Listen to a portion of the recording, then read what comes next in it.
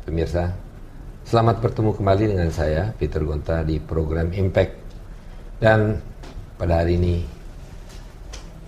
sesudah penutupan bulan September 2004, di mana kita juga melihat atau mengingat adanya kejadian tanggal 1 Oktober tahun 1965, sebuah peristiwa yang tragis.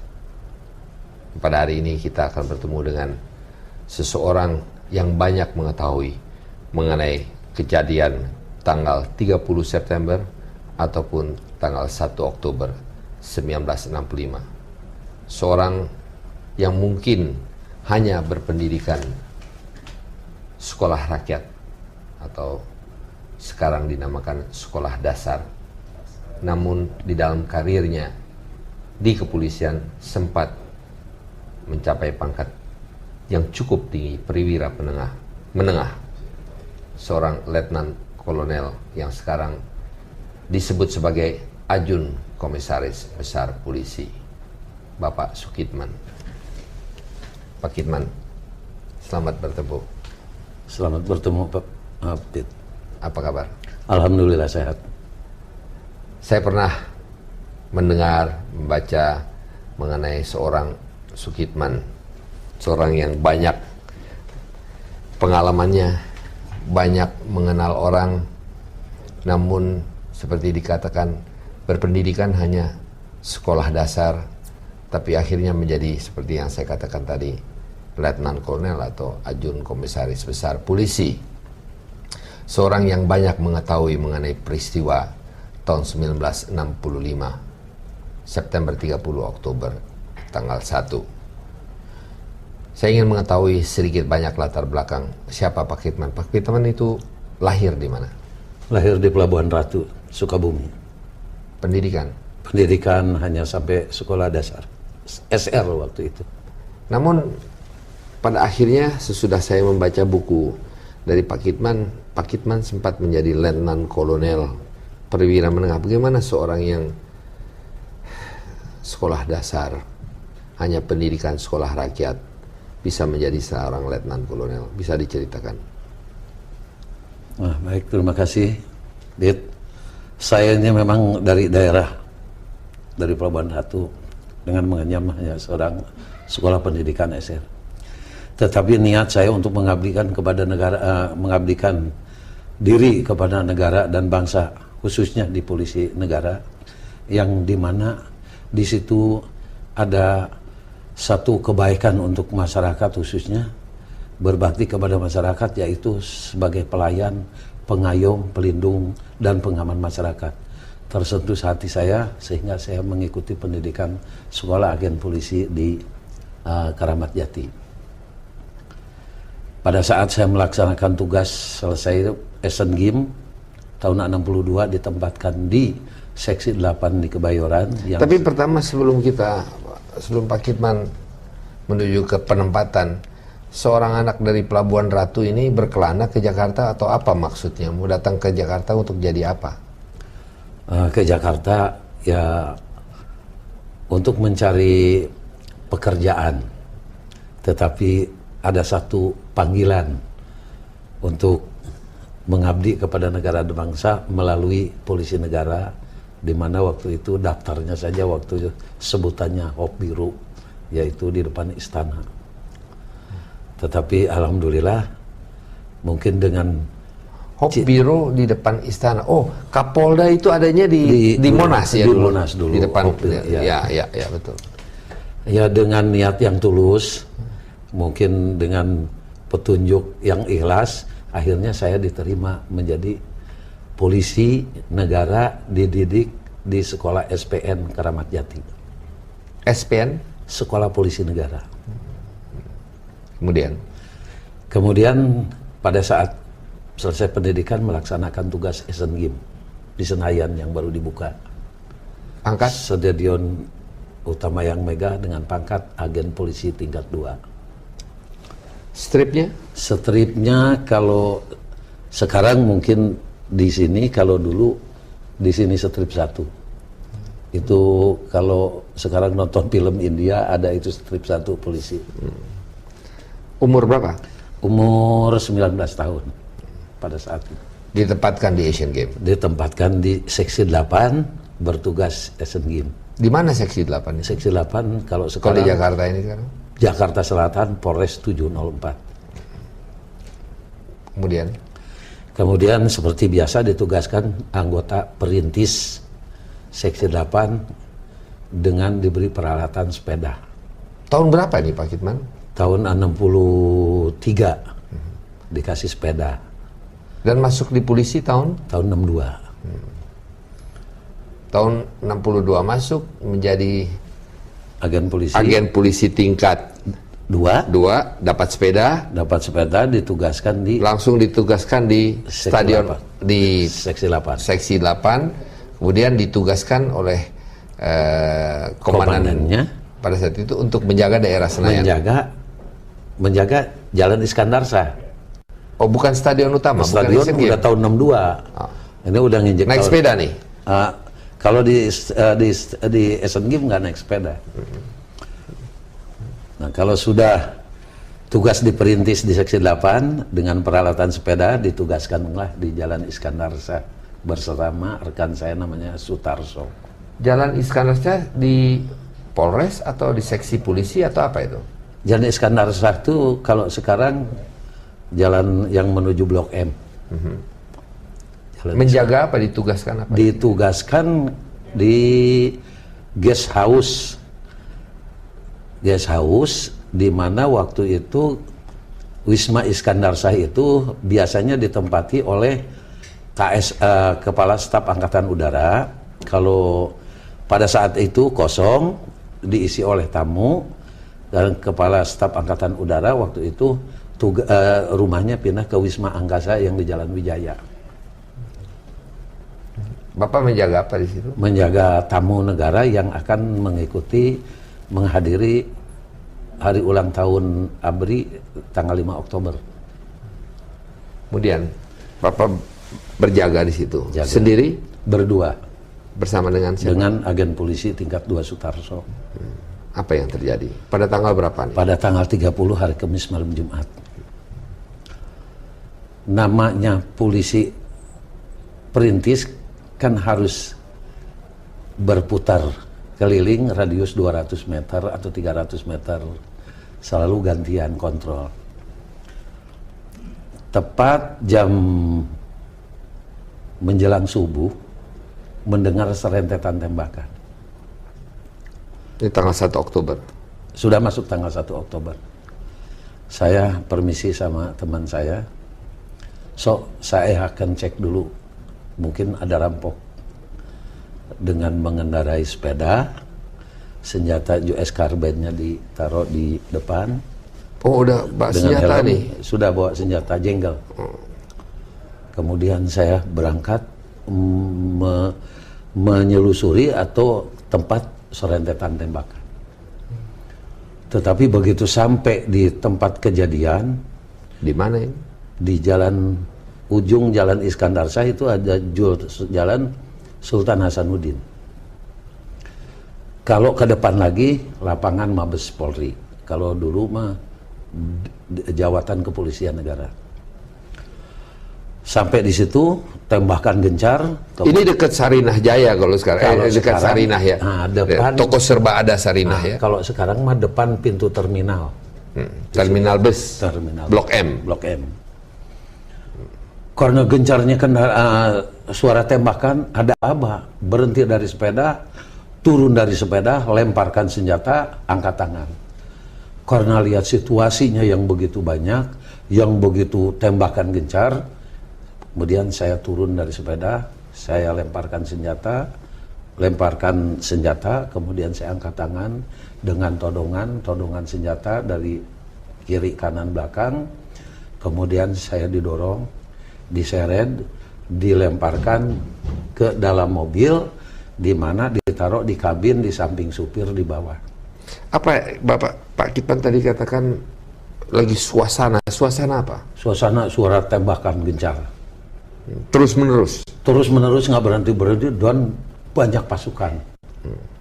Berapa banyak kira-kira?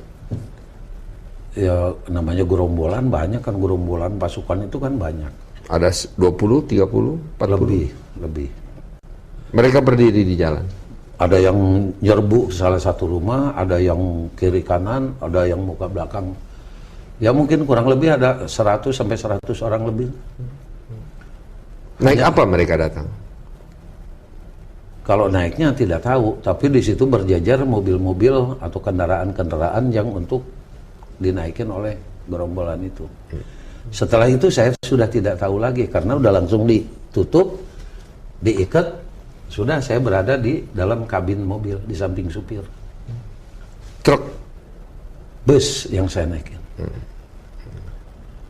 Sepintas bus karena saya langsung ditaruh di kabin mobil, sudah nggak ingat lagi. Kemudian mendengar aba-aba peluit, kendaraan bergerak. Bergeraknya saya masih sadar dan masih ingat bahwa itu memasuki jalan Walter Mangunsidi sampai ke Santa masih ingat. Sampai ke Mampang masih ingat. Saya mau tanya, Pak, di dalam buku Pak Sukitman yang saya lihat di sini, agen polisi tingkat 2 Sukitman, ada ditulis mengenai bus yang dipakai atau truk yang dipakai yang sebetulnya di stop. Ini truk dari Artajasa, apa tuh? Di mana? Apa yang terjadi dengan truk dari Artajasa itu? Kalau truk itu saya ketemunya setelah kejadian. Oh, tapi Pak Kitman mengatakan di sini bahwa truk Artajasa itu di stop di daerah situ Di juga. daerah situ. Peruri ya sekarang ya, Peruri. Ya, kalau dulu Artajasa itu percetakan uang kebayoran adanya di daerah Jalan Brawijaya.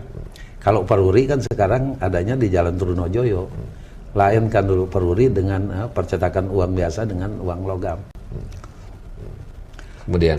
Kemudian Walter Mangunsidi sudah tidak ingat lagi. Tahu-tahu suruh kendaraan berhenti, turun. Begitu turun dibuka ikatan saya, ikatan tutup mata dengan tangan. Kemudian saya diseret, tapi samar-samar mendengar kata-kata Yani wis dipateni. Yani wis dipateni. Yani Jenderal Yani. Ya, wis dipateni. Artinya jadi, telah dibunuh. Telah dibunuh mungkin ya. Jadi saya hanya Yani kan kalau tidak salah dalam hati itu kan Kepala Staf Angkatan Darat. Kemudian saya dimasukkan ke dalam tenda. Sementara ini orang strip 1 aja ya. Saya strip 1. Agen polisi tingkat 2 ya. Malah yang memeriksa saya dari gerombolan pasukan tersebut menanyakan, ini apa? Saya bilang ini Jakarta Raya dan sekitarnya. Kalau Jakarta, polisi Jakarta di sini apa namanya? Jakarta dan sekitarnya. Begitu masuk ke dalam tenda, ya remang-remang karena sudah mulai pagi, saya melihat orang-orang yang didudukan di bangku-bangku tetapi dengan terikat tangan ke belakang dan matanya ditutup. Ada juga yang di bawah, ada yang pakai baju kimono, ada yang berdarah. Tapi karena saya buru-buru dibawa lagi ditawan di depan rumah, karena waktu itu yang menangkap saya tuh melapor kepada seseorang bahwa pengawal Jenderal Penjahitan ditawan. Sebentar, ingin saya tanyakan sebentar. Tadi Bapak mengatakan di jalan Bapak berada di rumahnya Pak Panjaitan. Tembakan-tembakan itu di rumahnya Pak Panjaitan. Waktu itu saya tidak tahu rumah Penjahitan, rumah Jenderal Penjahitan nggak tahu. Waktu Pak Kitman ditangkap itu ditodong dengan senjata, Pak Kitman nggak tahu, kita ada masalah apa, rumah siapa, Pak Kitman nggak tahu. Oh, tidak tahu. Sampai di satu tempat, satu tempat yang membawa saya, menawan saya lapor, pengawal Jenderal Penjahitan ditawan. Siapa itu Jenderal Penjahitan? Tidak tahu. Dibawa, ditaruh di depan rumah. Di teras rumah itu ada bangku-bangku sekolah dan papan bor. Tidak lama kemudian sudah terang melihat kerumunan-kerumunan yang menamakan dirinya sukarelawan dan sukarelawati. Tetapi orang itu adalah pemuda rakyat dan gerwani dengan kelengkapan senjatanya saja sudah melebihi dari ABRI. ada yang pakai AK, ada yang pakai Get Me, karena saya duduk itu pakai senjatanya Get Me. Padahal itu dia bukan tentara, adalah sukarelawati. Kemudian saya ingin menanyakan, sebentar, saya ingin menanyakan. Pada waktu Pak Kitman sampai di tempat tersebut, langsung tutup mata dibuka, tangan dilepas juga, biasa, bebas. Kemudian Pak Kitman disuruh apa? Masuk tenda. Suruh duduk aja di dalam tenda itu? Enggak, hanya melapor sebentar. Pak Kitman yang melapor kepada siapa? Dia yang nangkep. Kemudian dibawa. Mengatakan ini adalah ajudannya dari jenderal penjaga dari Bapak Panjaitan. Setelah ditawan di luar, di depan rumah, yang nggak jaga saya ini adalah gerombolan pasukan. Dari tenda Pak Kitman keluar ditawan di depan rumah. Ya. Tapi dijaga, yang jaga itu disuruh duduk atau berdiri? Duduk. Yang jaga yang ngelilingin saya dari Cakrabirawa. Kemudian melihat ke salah satu tempat kerumunan yang dikelilingin oleh sukarelawan-sukarelawati dengan teriakan ganyang kabir, satu persatu dimasukkan. Kabir apa artinya? Kabir itu kalau tidak salah sekarang ya yang sudah tahu, kalau dulu kan nggak begitu tahu. Itu kata-kata dari kapitalis birokrat. Setelah yang itu dimasuk-masukin kemudian disusul oleh serentetan tembakan oleh seseorang. Orang ini masih hidup? Orang-orang ini yang dimasukkan ke dalam? Yang dimasukin duluan juga disusul, ditembak juga dari atas. Kemudian yang masih hidup itu dibawa ke depan rumah, yang di terasnya ada bangku sekolah, didudukan, kemudian tutup matanya dibuka, ikatan tangannya juga dibuka, tetapi dengan todongan-todongan senjata. Dia disuruh menandatangani sesuatu tapi kayaknya berontak karena terlihat antara jaraknya kira-kira bangsa 15 meteran. Berontak, kemudian dengan emosinya yang nodong-nodong itu kemudian diperintahkan tutup lagi mata, ikatan tangannya diikat kembali, kemudian disuruh berdiri, didorong, diseret, ditendang, didorong pakai popor senjata, kemudian diseret, dimasukin, kemudian disambut lagi oleh teriakan ganyang kabir.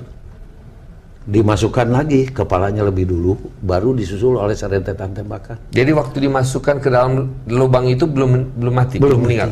Belum mati. Semuanya? Yang berbintang 2 dulu. Satu orang? Satu orang dulu. Pada saat disusul oleh serentetan tembakan, hati saya kan sudah tidak tahan waktu itu. Mungkin giliran saya. Kemudian kalau dia habis nembak selalu ngeliwatin saya ditawan. Orang yang nembaknya itu sepintas kelihatan dia setrip 4 di sini. Tidak lama lagi dia dipanggil lagi, dorong lagi, seret lagi, masukin lagi. Beberapa kali.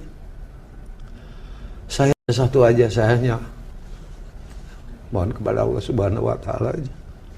Waktu itu sudah nggak bisa berbuat apa. Siapa orang-orang itu? Orang-orang itu kalau setelahnya tahu bahwa saya menerangkan orang yang berbintang 2 itu namanya Mayor Jenderal S. Parman, itu juga setelah saya lolos melaporkan. Kita break sebentar. Pemirsa, masih bersama dengan agen polisi tingkat 2 Sukitman yang pada akhirnya mencapai pangkat Ajun Komisaris Besar Polisi. Anda masih bersama dengan Quick Channel. Kita akan kembali bersama Anda sesudah pesan-pesan berikut ini.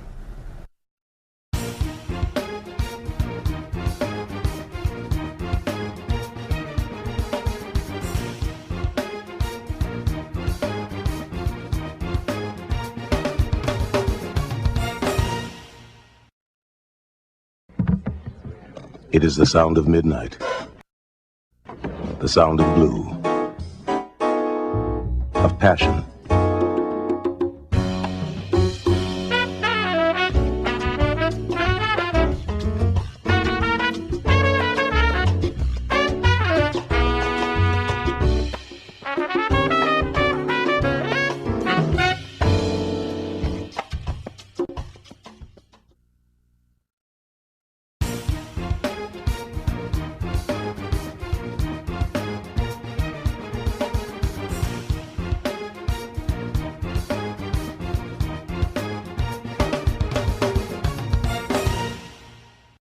Anda masih bersama dengan saya Peter Gonta di Quick Channel. Saya sampaikan juga bahwa acara ini dapat diterima di beberapa stasiun TV di daerah. Dan pada kali ini kita masih bersama dengan Ajun Komisaris Besar Polisi Sukitman.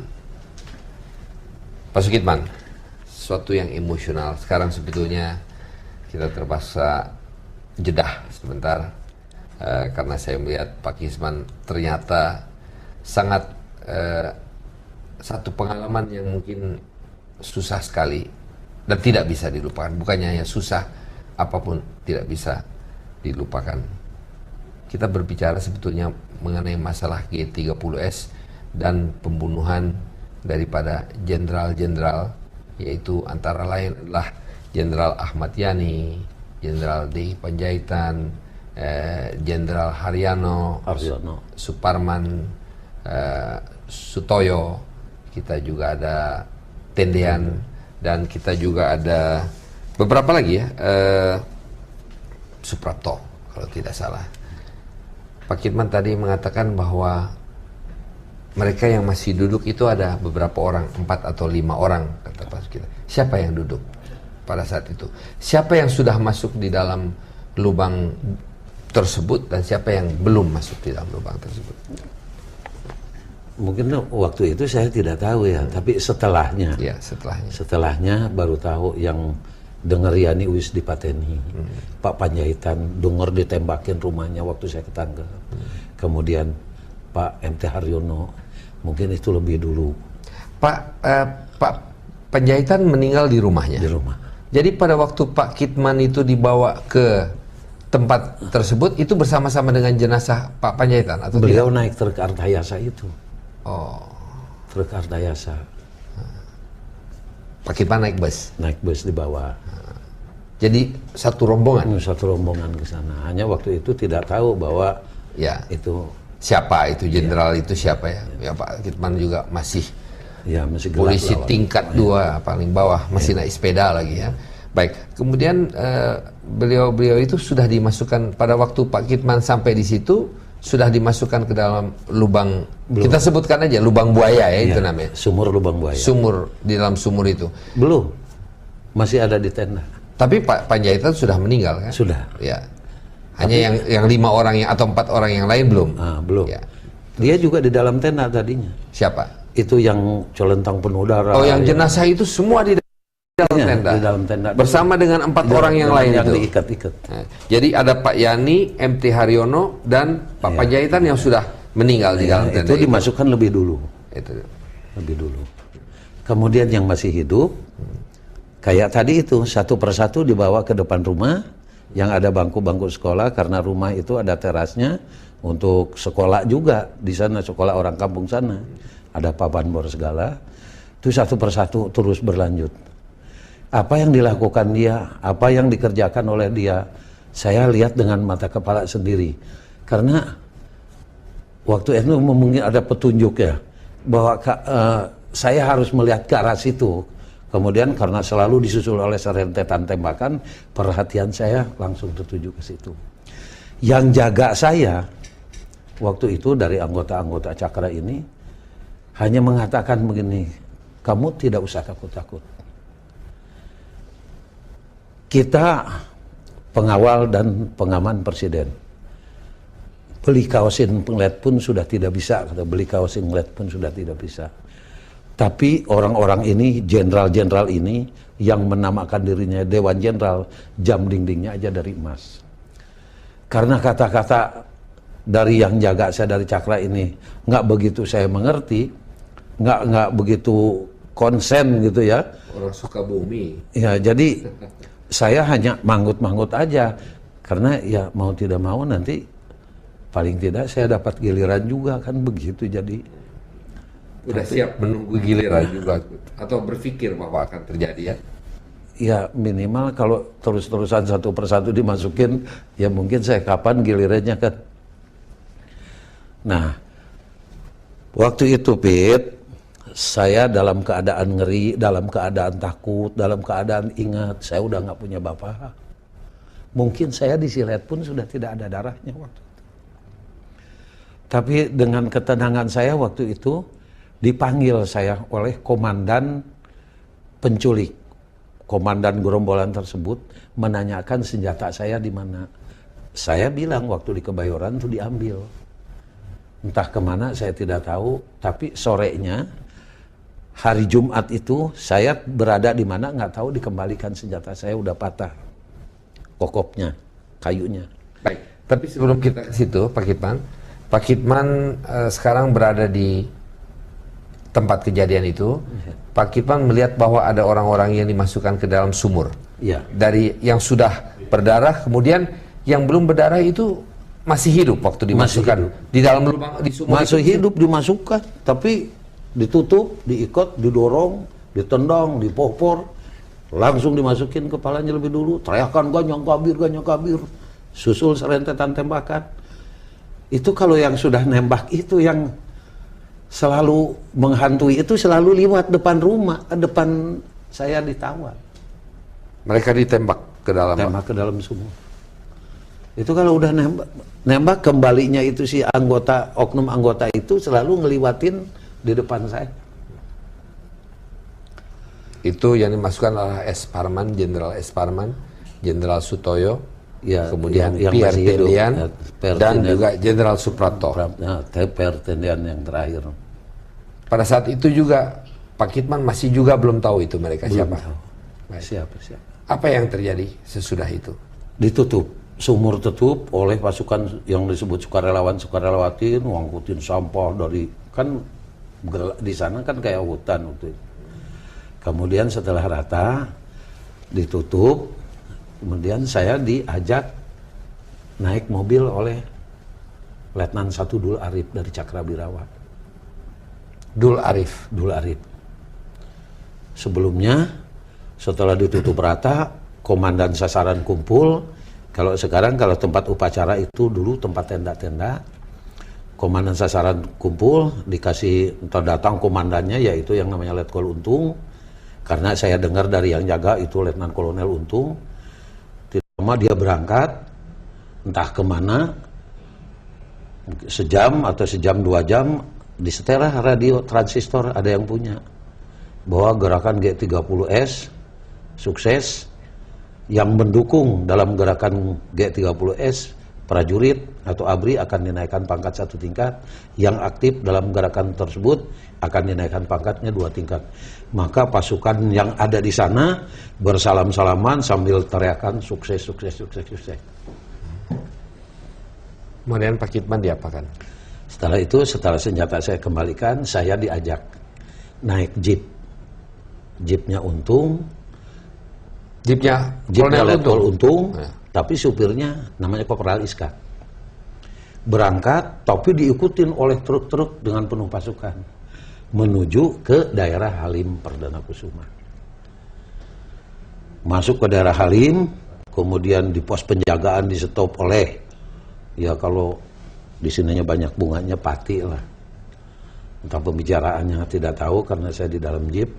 Kemudian jeep ini dengan pasukan-pasukan berangkat, kalau tidak masuk ke yang ada sekarang, kalau tidak salah ada lapangan golf, masuk terus ke belakang, akhirnya kelihatan mendekati daerah Kalimalang.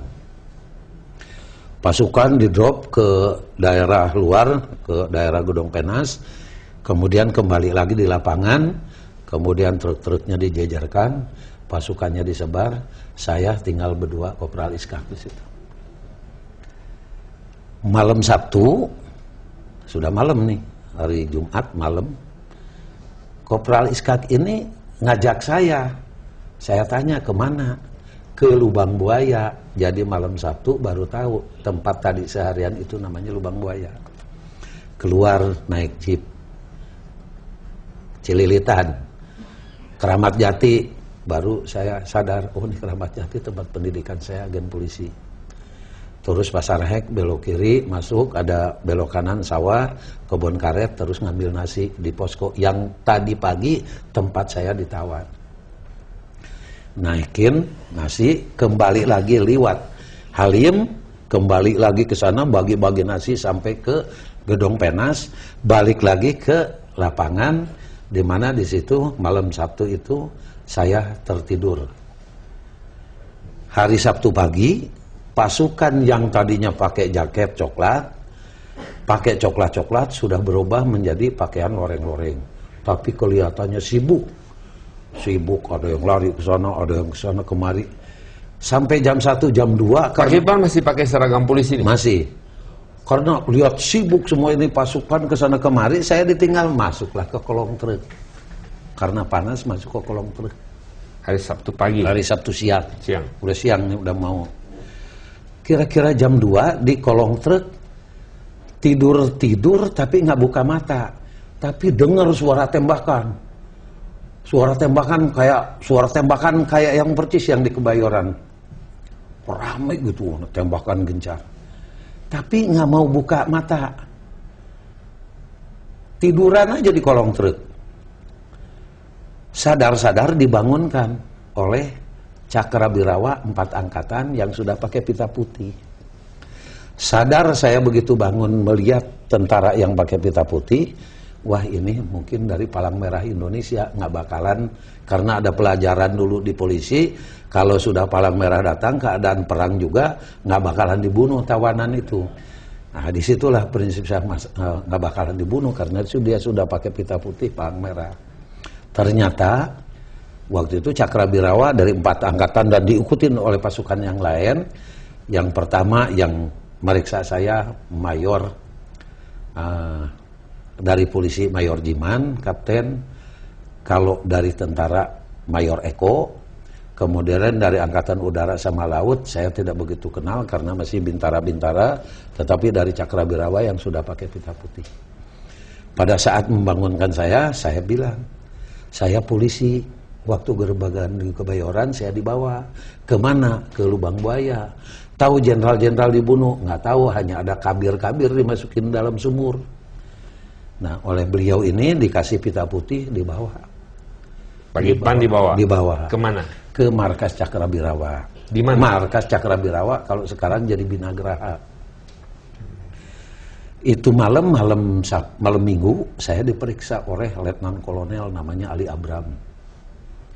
Ali Abram, yang penting meriksa saya itu Letnan Kolonel dari Cakrabirawa. Sampai dia menerangkan, kamu orang Indonesia diculik Belanda, sekarang kembali ke Indonesia, terangkan apa yang kamu lihat dan kamu alami di sini. Mengapa? Ya saya kan bingung juga, di sana yang nangkep saya ngasih makan, ini yang nangkep saya juga ngasih makan. Jadi sampai dijelaskan begini, waktu itu keadaan bingung sayanya. Sampai dia menjelaskan begitu. Pak Kipman jelaskan semuanya? Jelaskan apa yang dilihat, yang dialami. Pada saat saya menerangkan orang yang berbintang 2, dia gebrak meja. Itu bapak saya, Mayor Jenderal S. Parman. Jadi malam Minggu itulah baru tahu yang dimasukin ke dalam sumur itu adalah jenderal-jenderal, termasuk Pak Tendian ajudannya Pak Jenderal Nasution. Saya tidak mengerti, karena Pak Kipman mengatakan dari Lubang Buaya, Pak Kipman dibawa ke Halim. markas Cakrabirawa. Dari Halim dibawa ke markas, itu hari Sabtu ya? Hari Sabtu. Pak Kipman belum dilepas oleh gerombolan-gerombolan ini? Kabur, gerombolan itu kabur. Oh, ditinggalin saya sendiri di kolong truk. Oh, ini yang tadi Pak Kipman tidak jelaskan. Iya. Pak Kipman ditinggal sendiri di kolong truk. Sendiri itu. kolong truk. Terus karena sendiri pergi. Sendiri. Naik apa? Enggak. Saya di kolong truk. Iya. Pasukan yang saya ikutin yang dari mulai malam sampai pagi sampai siang, karena didengar tembakan waktu Halim diserbu, diserang oleh RPKD artinya dengan Siliwangi. Ini pasukan yang saya ikutin ini saking ketakutannya kabur semua. Yang dipimpin oleh Letnan Jadi Ali. yang diserang itu Halim, bukan Lubang Buaya di Halim ini ya. Nah, Halim. Ya. Kemudian Pak Kitman dibawa ke Binagraha oleh siapa? Oleh Cakra 4 angkatan yang mencari jejak pasukan. Cakrawirawa juga. Jadi Cakrawirawa yang sudah pakai pita putih yang murni. Oh, jadi Cakrawirawa ini ada dua. Ada 2, yang menculik, yang membunuh. Ada juga Cakrawirawa yang mencari jejak pasukan yang terlibat gerakan G30. Jadi Cakrawirawa ini ada 2. Bukan tidak berarti bahwa semua Cakrawirawa ini terlibat. Ada yang terlibat, ada yang tidak terlibat. Ada. Yang tidak terlibat membawa Pak Kitman ke Binagraha. Markas Cakrawirawa. Yaitu Mayor Eko, Kapten Jiman polisi, ada laut, ada udara. Baik. Sampai di Binagraha. Sampai di markas Cakra. Cakra Diperiksa. diperiksa. Pada saat saya menerangkan orang yang berbintang 2, Letkol Ali Ibram itu bergebrak meja bahwa itu Mayor Jenderal Suparman. Satu persatu kedengaran, oh si Anu. Tapi sebelum saya menerangkan orang yang berbintang 2, tadinya juga saya nggak tahu bahwa itu jenderal-jenderal putra-putra bangsa yang terbaik sebagai seorang jenderal yang waktu itu ya berkedudukan tinggi di Angkatan Darat. Kemudian Pak Kitman sesudah interview itu atau wawancara itu atau diperiksa itu, Pak Kitman malam minggu, terus Pak Kitman kemana? Tidur di situ, Pak. Di markas Cakrawirawa. Pagi-pagi hari Minggu dijemput, dipinjam katanya, dipinjam agen polisi Sukitman, diambil untuk dihadapkan kepada Pangdam 5 Jaya. Pada saat itu adalah Mayor Jenderal Umar Wiradikusuma. Dibawa menghadap ke Mayor Jenderal Umar Wiradikusuma Wiradikusuma. yang sempat sampai Ya, menjadi wakil sampai presiden wakil Republik Indonesia. Kemudian setelah beliau membaca laporan yang tadi malam dibuat, dia percaya kepada kamu karena kamu sudah jadi ABRI waktu itu kan, udah jadi AKRI kan, Angkatan Kepolisian Republik Indonesia udah dirubah. Saya percaya penuh pada kamu. Kemudian saya ditunjuk dibawa mengikuti Mayor Subardi. Subardi itu ajudannya Jenderal Ahmad Yani. Dari markas Kodam Jaya, dari tempat Pak Umar Wiradikusuma, saya dibawa menuju Jalan Lembang. Diketemukan dulu dengan ibunya, keluarganya, bahwa ini akan menunjukkan, polisi ini akan menunjukkan di mana bapak-bapak yang dimasukkan dalam sumur. Jalan Lembang itu ibu siapa? Rumah Pak Yani yang waktu Ibu Yani. Yang waktu itu darahnya juga masih banyak, darahnya Pak Yani. Dari situ dibawa ke Jalan Saharjo. Waktu itu Jalan Saharjo, kalau sekarang sudah Tebet. Sekarang udah jadi apa? Gedung Balai Sudirman. Udah. Dari situ langsung dibawa ke Cijantung. Turun dari mobil dihadapkan kepada Kolonel Sarwaidi Bewobowo, Komandan RPKAD. Laporan yang tadi malam yang dibuat sudah ada di beliau.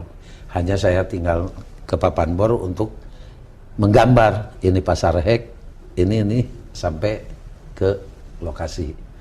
Maka dengan pasukan dari anggota beliau, waktu itu Kapten Urip, Mayor Seisi Santoso, dan lain sebagainya, bergeraklah dari markas RPKD sampai Pasar Hek naik mobil, dari Pasar Hek jalan kaki. Disitulah saya baru mendengar yang pasukan RPKD mengatakan berbanjar, sebar lebar dan lain sebagainya. Itu suatu pengalaman juga. Senjata saya ditinggal karena memang senjatanya sudah bata di markas Cakra. Setelah masuk daerah Lubang Buaya, lewat sawah, kalau sekarang ke tempat upacara itu jalan baru. Kalau yang lama lewat lagi sawah, terus baru saya menunjukkan antara rumah dengan rumah, di mana saya ditawan, di sampingnya ada sumur, saya tunjukkan. Tidak ada orang lain yang mengetahui lubang sumur itu ada di mana kecuali Pak Kitman. Padahal di situ banyak pasukan. Pasukan di sana banyak, tapi dengan aba-aba dari Kapten Urip, waktu itu Kapten Urip dari RPKD, yang ada di lokasi keluar, kalau tidak saya hancur leburkan, kata beliau ini. Maka keluarlah beberapa pasukan dari mana? Waktu itu kalau nggak salah dari yang menjaga, alasannya sih menjaga bekas latihan sukarelawan-sukarelawati dari PGT. Baru kita masuk, RPKD satu persatu, pohon karet segala udah dijaga, baru saya nunjukkan sumur, tempat. Sebab nggak ketahuan kan, udah jadi buangan sampah gitu. Itu Si sumur itu ditutupin jadi buangan sampah. Kalau kita habis makan sama sayur kacang ya dibuang situ, jadi nggak tahu. Maka dicongkel oleh anggota RPKD pakai sangkur, ketahuanlah tanda-tanda yang dipakai oleh dia, yang malam-malam di sini merah putih di sini selayar kode daripada sukarelawan. Baik, jadi sebetulnya Pak Kitman ini merupakan saksi hidup. Amin. Yang betul-betul mengetahui apa yang terjadi di lubang buaya. Satu-satunya atau masih ada orang lain? Mungkin masih ada. Ya. Tapi karena waktu itu kan yang tahu mungkin nggak boleh ngomong oleh apa waktu itu ada yang disebut GTM, gerakan tutup mulut lah apa waktu itu. Tapi setelah dia angkat, setelah ditunjukkan ya malam Senin tuh kayak tadi malam itu kurang lebih yang gali orang kampung sana. Kemudian itu malam juga saya diambil alih oleh Pak Kolonel Sarwoedi karena sudah ketahuan tandanya oleh Pak Kolonel Sarwoedi, saya dibawa lagi menghadap Panglima Kostrad waktu itu, menghadap Mayor Jenderal Soeharto. Menghadap ke Panglima Kostrad? Kostrad, Pak Sarwoedi bersama saya. Menghadap ke Pak Panglima Kostrad, yaitu Jenderal Soeharto pada saat itu. Soeharto. Tapi tanda saya udah dicopot di sini. Yang agen polisinya untuk keamanan, untuk security mungkin oleh beliau. Jadi sipil ya? Jadi sipil. Baik, kita akan jeda sebentar. Pemirsa, satu cerita yang cukup menarik dari polisi tingkat 2 Sukitman. Anda masih bersama dengan Quick Channel, masih bersama dengan program Impact bersama saya Peter Gonta. Kita akan kembali bersama Anda sesudah pesan-pesan berikut ini.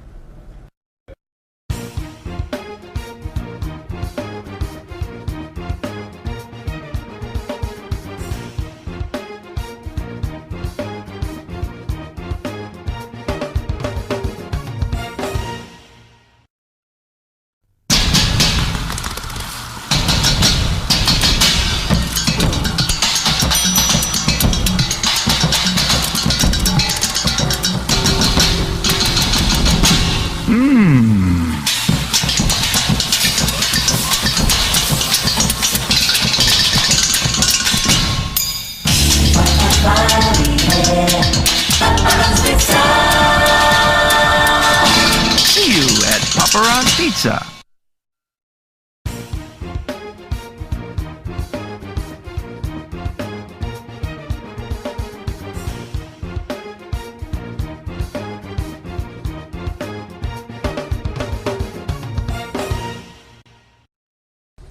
Pemirsa, masih bersama dengan program Impact dan kita masih bersama dengan agen polisi tingkat 2 Sukitman. Mohon maaf Pak Sukitman, saya katakan agen polisi tingkat 2 padahal sebetulnya sudah mencapai perwira menengah ya. Bapak sekolah dasar. Betul. Tapi bisa mencapai ajun komisaris besar. Pada saat tahun 80 saya udah diberi hade motor ya, udah tugas dengan pangkat Sarsan Mayor. Tanggal 6 bulan 10 tahun 80 saya melihat Gema Pancasila di TPRI, di mana waktu itu Bapak Sarwoedi diwawancarai TV oleh Ibu Mariati kalau tidak salah. Karena waktu itu timbul banyak yang mengaku-ngaku menunjukkan sumur, menemukan sumur lubang buaya dan lain sebagainya. Ya saya sebagai orang kecil di polisi kan tidak mungkin, Pit, gini-gini saya udah berjasa buat negara dan bangsa, ada andil sedikit. Masa iya saya nggak dikasih sekolah atau pangkat?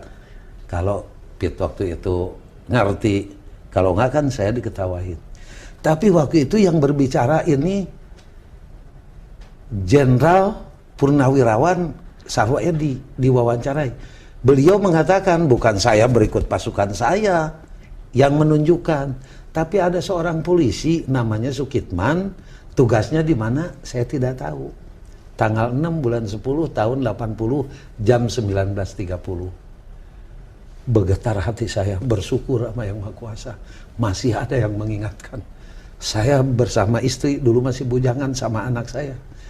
Mudah-mudahan Bapak bisa ketemu dengan Pak Sarwoedi. Hanya satu aja saya waktu itu mau mengucapkan terima kasih sama beliau. Saya coba menghubungi, ternyata beliau kantornya waktu itu di Jalan Pejambon sebagai Dirjen Deplu. Tapi dengan niat yang ikhlas saya datang, kata sekretarisnya, 2-3 hari lagi tunggu daftar aja nama. Setelah daftar, beliau menerima. Sehingga saya merasa haru kepada beliau. Di mana beliau seorang jenderal yang selalu mendahulukan kepentingan orang banyak daripada kepentingan diri sendiri. Mau beliau menerima saya satu atas nama pribadi Sukitman dengan istri dan anak-anak mengucapkan banyak terima kasih. Bapak telah mengangkat nama saya waktu itu yang ya kalau saya ngaku-ngaku berjasa kan malu, tetapi kalau beliau yang ngomong mungkin ada reaksi dari yang lain. Kalau tidak salah di dalam buku ini, Pak Kitman, ditulis di sini di Harian Kompas tanggal 5 November 1978. Di sini dikatakan yaitu kalau ada orang yang patut diberi penghargaan pemerintah dalam rangka menemukan kembali jenazah para pahlawan revolusi, menurut Sarwoedi, orang itu adalah agen polisi Sukitman. Bukunya mungkin ini dapat dilihat, satu buku yang dikatakan yang dikeluarkan oleh Dispen ya, Dispen atau Dinas Penerangan Polri, di mana dikatakan di sini adalah agen polisi tingkat 2 Sukitman. Nah, tapi pada akhirnya disekolahkan di Sukabumi. Akhirnya dari seorang yang hanya sekolah dasar bisa mencapai 2 melati. Amin. Satu kebanggaan. Syukur kepada yang di atas Allah Subhanahu wa taala. Haji Sukitman. Haji Sukitman. Saya bersyukur alhamdulillah ya kepada ya masih diberikan nikmat panjang umur, ketemu Pit lagi sebagai ya sahabat, sebagai ya pembimbing saya nih, kebanyak orang dari Kebayoran, dari mana mengenal dari Menteng. Dari Menteng. Tapi beda itu Kebayoran sama Menteng, iya. Pak Kitman. Kebayoran, Tanah Abang, Menteng beda. Menteng itu paling top dulu ya. Iya, berkat banyak teman silaturahmi. Marah itu yang tinggal di Kebayoran sama di daerah Tanah Abang itu. Baik, tapi saya ingin menanyakan Pak Kitman, G30S satu bahaya laten? Bahaya laten. Mengapa? Karena kalau timbul kembali, berkibar lega kembali yang namanya aliran komunis, ideologi komunis, ini lebih berbahaya lagi. Apalah komunisme itu berbahaya? Berbahaya karena yang mananya komunis kan bahaya laten ya. Jadi harus diwaspadai oleh regenerasi yang akan datang ini. Bahaya dalam arti kata apa? Dalam arti bahaya karena kan selalu membuat keruh suasana di negara Indonesia ini. Apa pesan seorang Sukitman yang melihat dengan mata kepala sendiri apa yang telah terjadi? Apa pesan seorang Sukitman ke masa depan kepada generasi kita sekarang? Kita juga sebetulnya melihat ada satu TAP MPR ya, nomor kalau nggak salah nomor 25 tahun 1966 ya, tentang larangan ajaran komunis di Indonesia. Apakah itu sesuatu yang salah? Itu TAP MPR itu bahkan sekarang ada upaya untuk mencabut TAP MPR itu.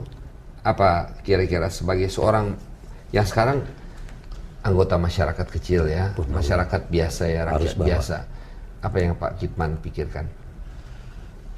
Saya hanya satu aja pesan kepada regenerasi yang akan datang, regenerasi muda.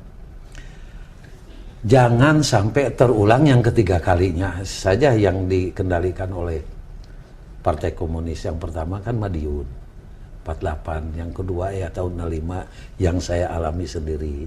Jangan sampai ada kejadian atau peristiwa yang ketiga kalinya yang masalahnya ditimbulkan oleh ya itu tadi Apakah masih mungkin keadaan seperti itu terjadi? Apakah kita tidak berlebih-lebihan takut terhadap hal ini?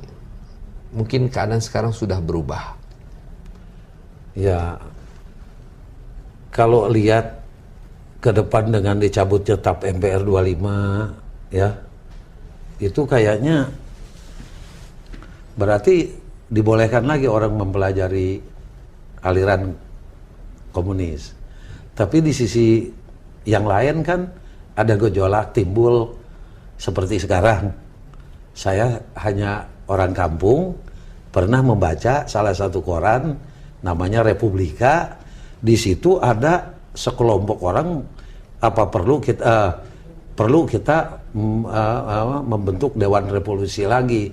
Kan itu kalau dibaca lagi berarti kita kembali kepada tahun 65. Ya kalau bisa kita waspadai, jangan sampai ajaran-ajaran itu menyentuh lagi ke arus bawah.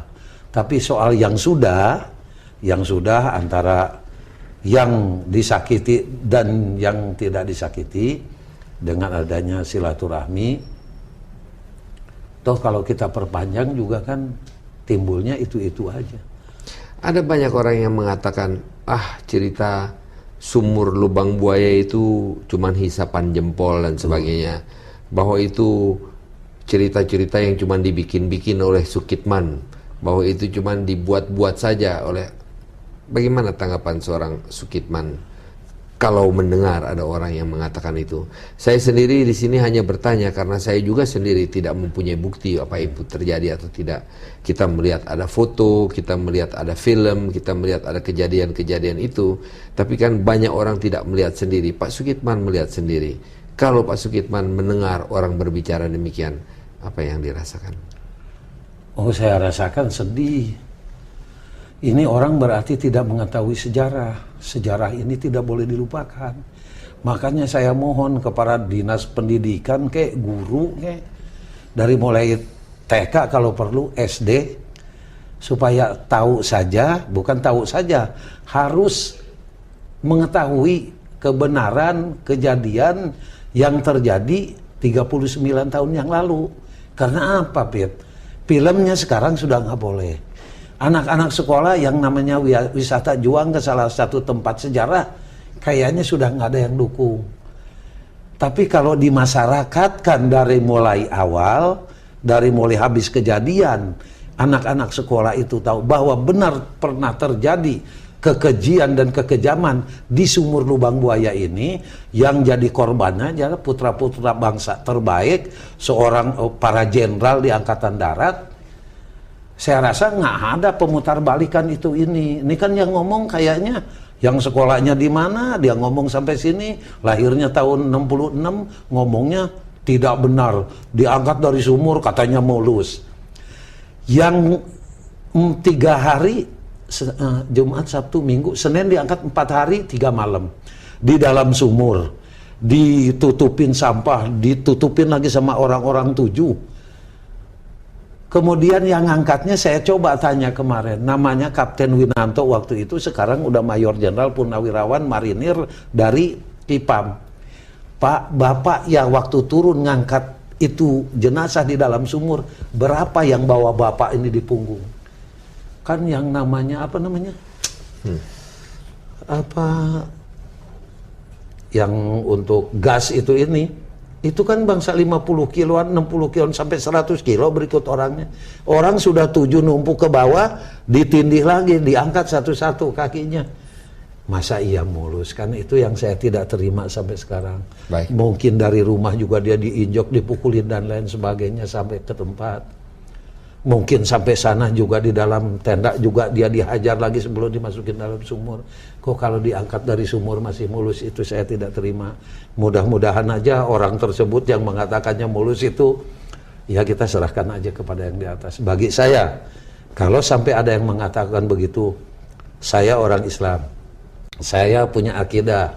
Kalaupun dia mengatakan begitu, ya berarti tidak jujur. Saya dengan kejujuran dan keislahan di depan Pit, Saya ngomong dari hati nurani, dari saya bicara, bukan saya Purnawirawan Ajun Komisaris Besar Polisi, tapi saya bicara di mana saya berpangkat agen polisi tingkat 2 tahun 65. Pak Kitman, sangat menarik. Pak Kitman sudah pensiun, sekarang cucu 6 cucu. udah kaya ya? Alhamdulillah, Pit. Udah haji lagi. Pit, udah. Saya lihat satu kehidupan atau satu sejarah atau satu pengalaman yang tidak banyak orang lain bisa menceritakan hal yang sama.